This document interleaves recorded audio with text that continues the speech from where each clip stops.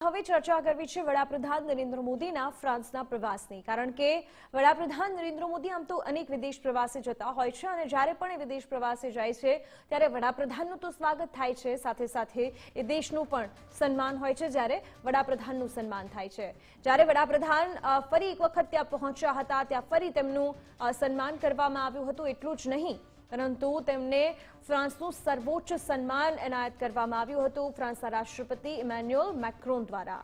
અને આ ઐતિહાસિક યાત્રા રહી હતી કારણ કે grand cross of the legion of ઓનરથી વડાપ્રધાનને સન્માનિત કરવામાં આવ્યા।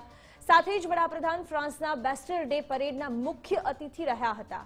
આ બેસ્ટિલ ડે પરેડમાં વડાપ્રધાન તો પહોંચ્યા જ હતા, પરંતુ વડાપ્રધાનની સાથે સાથે અહીં ભારતીય સેનાની ટુકડીઓએ પણ પરેડ કરી હતી અને વિશ્વયુદ્ધ સમયે ફ્રાન્સનો સાથ આપનારનું સન્માન કરવામાં આવ્યું છે તેવું ઇમેન્યુઅલ મેક્રોન દ્વારા પણ કહેવામાં આવ્યું હતું। વડાપ્રધાને શું કહ્યું હતું એ પણ જોઈએ।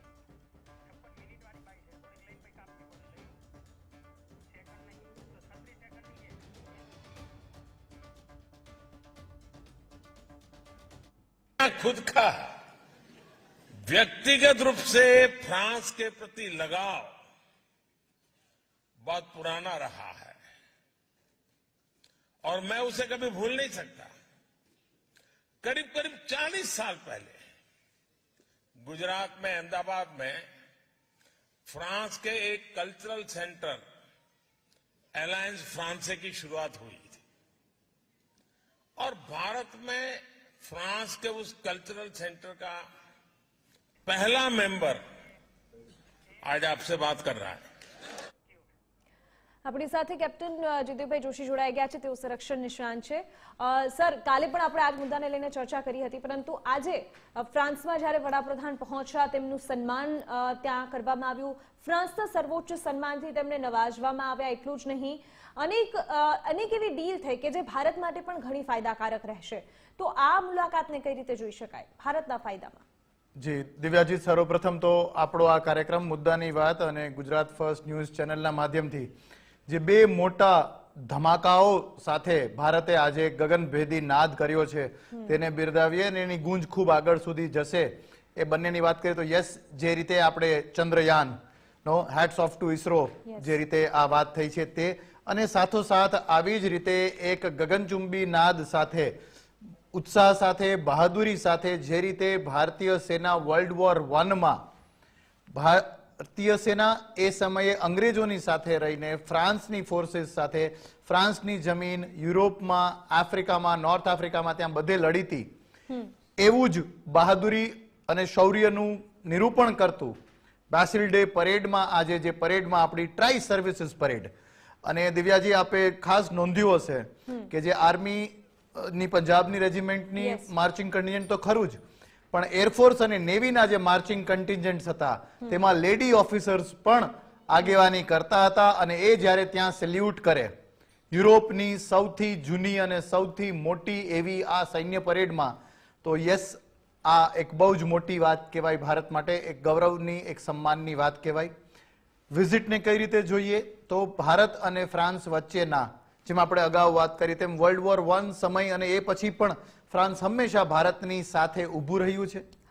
વેસ્ટર્ન વર્લ્ડના પ્રભાવ છતાં પણ ભારત સાથે ઊભું રહ્યું છે। રફેલ પ્લેન્સ ખાસ કરીને નેવી માટે લેવાના એક મોટો સોદો છે અને ડિફેન્સમાં વધારે ને વધારે પાર્ટનરશિપનો આ એક મીટ છે। સો આપણે ખૂબ બિરદાવીએ અને આવકારીએ આ વિઝિટને। જી, સાથે સંરક્ષણ ક્ષેત્રે તો પહેલેથી જ ફ્રાન્સ અને ભારતના સંબંધો ખૂબ સારા છે, પરંતુ આ વખતે આપણે જોયું કે એ યુપીઆઈને લઈને ડીલ થઈ હોય કે પછી ત્યાં જે વિઝા, જે બાળકો ભણવા જાય છે, જે સ્ટુડન્ટ્સ જાય છે તેમના માટે જે વિઝાના સમયની પણ વાત થઈ, તો આ બધા માટે પણ, એટલે આમ જોવા જઈએ તો સંરક્ષણ ક્ષેત્રની સાથે સાથે વ્યાપાર ક્ષેત્ર હોય કે પછી જે મિત્રતાના સંબંધો હોય એ પણ ફ્રાન્સ સાથેના થોડા વધારે ગાઢ થતા હોય એવું આ મુલાકાતથી આપણને દેખાયું। યસ દિવ્યાજી, you are spot on right કે આવી બધી બાબતોથી કે જે જનસામાન્યની જિંદગીને અસર કરે છે તેમાં આ મિત્રતા સેટ થઈ હોય કે મિત્રતા વધુ ને વધુ બેન્ચમાર્ક્સ અટેન્ડ કરતી હોય તેવું ડેફિનેટલી થયું।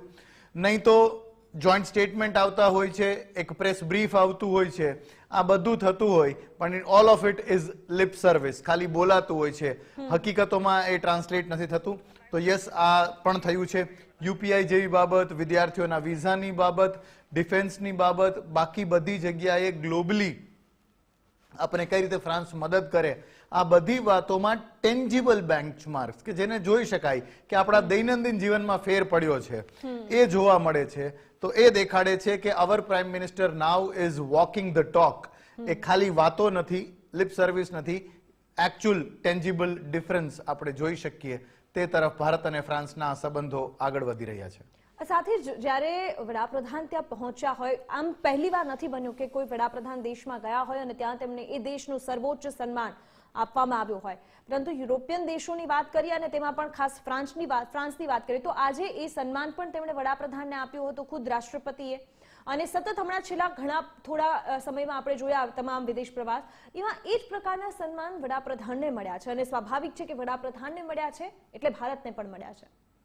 Yes, definitely this is the time and this is the આર એમ કહેવાતું હોય છે કે આ સમય અને આ ઘડી છે, આ ભારતની ઘડી છે, ભારતના યુવાનોની ઘડી છે, ભારતના સબળા નેતૃત્વની ઘડી છે અને ભારતના આ શીર્ષ નેતૃત્વને સન્માનિત કરવા માટે એવી સ્થિતિ જાણે ઉત્પન્ન થઈ છે કે અલગ અલગ દેશોમાં હોડ લાગી હોય કે કેવી રીતે સર્વોચ્ચ સન્માન વહેલામાં વહેલું, વધુ સારી રીતે રેડ કાર્પેટ વેલકમ. હમણાં જ આપણે યુનાઇટેડ સ્ટેટ્સમાં વ્હાઇટ હાઉસમાં પણ એ જોયું. વ્હાઇટ હાઉસમાં જે રીતે ઇન્ડિયન ડાયસ્પોરા, આપણા ભારતીય નાગરિકોને ત્યાં ઓન ધ લોન્સ સુધી બોલાવવામાં આવ્યા, મળવાની વાત કરવામાં આવી. આ પણ breaking the norms, breaking the out of the box, એ પ્રકારનું કેટલું નવું કામ થઈ રહ્યું છે. અલગ રીતે આપણે સિદ્ધિઓ હાંસલ કરી રહ્યા છીએ. It only goes to prove કે ભારતની અત્યારની ચૂંટાયેલી સરકારની પોપ્યુલારિટી, આપણા વડાપ્રધાનજીની લોકચાહના અને એમનો કેરિસ્મેટિક જે અપીલ છે એ હવે ગ્લોબલ બાઉન્ડ્રીઝને પણ સર કરીને પોતાનું જે છે ચમક એ બિખેરી રહી છે. જી, સાથે જ સર તમે પહેલા જ વાત કરી કે રાફેલની વાત હોય, નેવીની વાત હોય, ત્યાં સેનાની ટુકડીઓ ગઈ હતી એની વાત હોય, અને જે રીતે ભારત પણ સતત સંરક્ષણ ક્ષેત્રે આગવી ઓળખ બનાવી રહ્યું છે, કારણ કે હવે પોતાના એ હથિયારો બનાવી રહ્યું છે, જહાજો બનાવી રહ્યું છે, આ બધું જ બનાવી રહ્યું છે. પરંતુ જે રીતે ફ્રાન્સ સાથેની આપણી ડીલ હોય છે સંરક્ષણ ક્ષેત્રની, એ સેનાને કઈ રીતે મજબૂત કરશે અને આપણા પાડોશી દેશ કે જેમાંથી ઘણા એવા દેશો છે કે જે આપણી સામે સારા બનીને પણ સારા નથી, તો એવા કન્ટ્રીઝ સામે એ શું દેખાશે કે અથવા તો શું મેસેજ જશે? ખૂબ સરસ પ્રશ્ન દિવ્યાજી આપે પૂછ્યો છે કે ભારત સાથે ફ્રાન્સની જે ડિફેન્સ ડીલ છે એ આપણે ઓફ ધ શેલ્ફ ખરીદારી નથી કરી.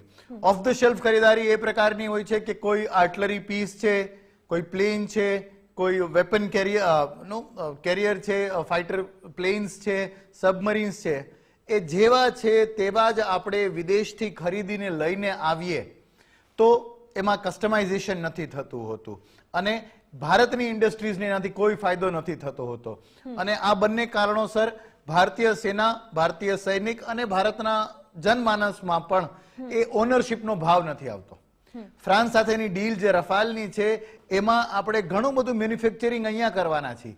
ઘણા ઇન્ડિયા સ્પેસિફિક અપગ્રેડ્સની વાત હતી. જ્યારે રફાલ ઉપર ખૂબ પોલિટિકલ રાજકારણ ચાલતું હતું, બયાનબાજી ચાલતી હતી, ત્યારે પણ ઇન્ડિયા સ્પેસિફિક અપગ્રેડ્સની વાત ક્યાંક દબાઈ ગઈ હતી. પણ આ રફાલ ફ્રાન્સ તો બનાવે છે, પણ ભારતીય વાયુ સેનાએ જે રીતે માંગ્યા તે પ્રકારના અપગ્રેડ્સ તે પણ આપે છે અને આપણે પણ અહીંયા કસ્ટમાઇઝ કરીને આપણે ડેવલપ કરવાના છીએ. તો આ એક જોઈન્ટ કોલોબરેશન, જોઈન્ટ મેન્યુફેક્ચરિંગ પણ કહી શકાય, કારણ કે lot of it is going to be manufactured here also, આપણા દેશમાં પણ. તો એ રીતે થઈ રહ્યું છે. અને જે બીજી આપણે વાત કરી કે આપણા પાડોશી દેશો, આપણા આસપાસના દેશો જે કદાચ ખાલી પાડોશી છે એથી વધારે કંઈ ન કહીએ, તો એ લોકોના જે બેસ્ટ ઓફ ધ ફ્લીટ છે એનો પણ સામનો કરવા માટે રફેલ સક્ષમ છે. રફેલ સક્ષમ હતું જ, પણ આ ઇન્ડિયા સ્પેસિફિક અપગ્રેડ્સના કારણે એની જે ધાર છે એ વધારે તેજ થઈ છે અને આના કારણે ભારતીય જરૂરિયાતો પ્રમાણેની ડીલ આપણે ફ્રાન્સ સાથે કરીએ છીએ. ખાલી વિદેશી હુંડિયામણ આપીને ઓફ ધ શેલ્ફ જેવું મળ્યું તેવું સ્વીકારી નથી લેતા. એ ભારતીય સૈન્યની ઇન્જિન્યુટી જે છે એના કારણે બેવડી થઈ જાય છે આ શસ્ત્રો, આ પ્લેન્સ, આ સબમરીનની તાકાતો. ઓકે, હવે આપણે થોડા સમય પહેલાની વાત કરીએ તો જો હું કદાચ ખોટી ના હોઉં તો સર આપણે રશિયા પાસેથી સૌથી વધારે શસ્ત્રો ખરીદતા હતા, પરંતુ હવે રશિયાની સ્થિતિ પણ વિશ્વ આખું જાણે છે કે હવે એની સ્થિતિ કેવી રહી છે.